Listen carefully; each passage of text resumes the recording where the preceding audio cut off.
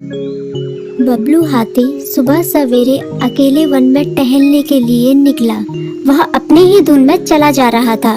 लगता था उसके दिमाग में कोई उलझन है जिसे वह सुलझाने की कोशिश कर रहा था। सड़क पर आगे बढ़ते ही उसके सामने चीकू खरगोश भागा। बबलू का पैर उसके ऊपर पड़ने ही वाला था कि चीकू जोर से चिल्लाया।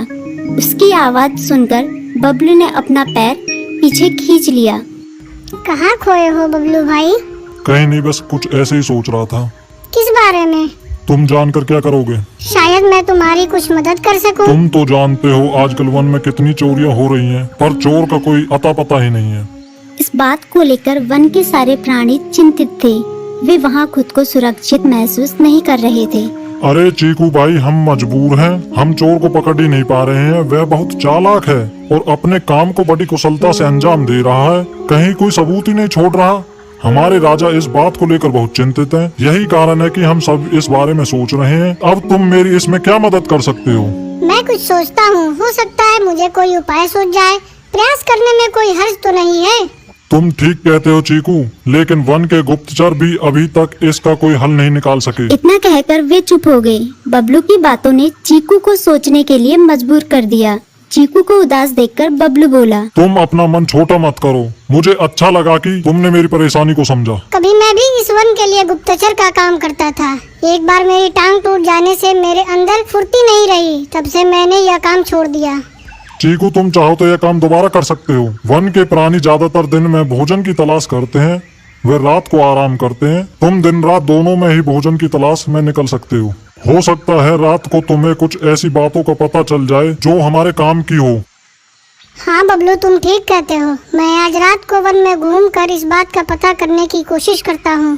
थोड़ी देर बातें करके चीकू अपने बिल की ओर बढ़ गया और बबलू अपने रास्ते चला गया। चीकू के दिमाग में अभी तक बबलू की कही बातें घूम रही थी। उसे समझ नहीं आ रहा था वह बबलू की मदद कैसे करे। दिन भर वह उसी उधेड़-बुन में लगा रहा। शाम होते ही चीकू कुछ सोचने लगा और वह चुपचाप बिल से बाहर निकल आया। चीकू की पत्नी ने देखा तो बोली, इस समय कहाँ जा रहे हो? बाहर खतरा है। खतरा तो सुबह भी रहता है, लेकिन खतरों से डरकर हम भूखे तो नहीं मर सकते। मैं बाहर घूम कर आता हूँ। इतना कहकर चीकू रात को बिल से बाहर निकल आया। कुछ दूर जाकर उसकी नजर बंकू उल्लू पर पड़ी, जो कुछ ही दूरी पर था। वह पेड़ की डाल पर बैठा अपनी गर्दन चारों तरफ घुमा रहा था। वह तेजी से पेड़ की एक डाल से दूसरी डाल पर उड़ रहा था। बंकू की नजर उस पर नहीं पड़ी थी। कुछ सोचकर चीकू पेड़ के पीछे से बाहर निकलकर थोड़ी खुली जगह पर आ गया और वहां से बंकू उल्लू को देखने लगा। बंकू ने चीकू को अंधेरे में भी देख लिया, पर उसने उसमें कोई उत्सुकता नहीं दिखाई और अपनी गर्दन चारों ओर घुमाता रहा। चीकू बड़ी देर तक बंकू की हरकतों पर नजर रखे रहा। वह थोड़ी देर तक खुले मैदान में खड़ा रहा, पर बंकू ने उसे देखकर भी अनदेखा कर दिया। उसने महसूस किया कि बंकू के आसपास चमकू चमगादड़ भी मंडरा रहा था। कुछ देर वन में घूमने के बाद चीकू अपने बिल में लौट आया और सुबह होने का इंतजार करने लगा। अगली सुबह बबलू उसी रास्ते में जा रहा था। रास्ते में चीकू उसका इंतजार कर रहा था। आज बड़ी जल्दी आ गए बबलू। हाँ, आजकल मुझे चिंता की वजह से नींद नहीं आती। कोई नई खबर है क्या? यकीन से तो मैं नहीं कह सकता, पर मैं तुम्हें ऐसे प्राणी का नाम बता सकता हूँ जो शायद चोरों की मदद कर रहा है। कौन है वो? बंकू उल्लू। इतना कहकर चीकू ने रात की घटना उसे ज्यों की त्यों सुना दी। इसे सुनकर बबलू का माथा ठनका। बबलू की आंखें चौंधिया गई। तुम ठीक कह रहे हो। मुझे आज रात बंकू और चमकू पर नजर रखनी होगी।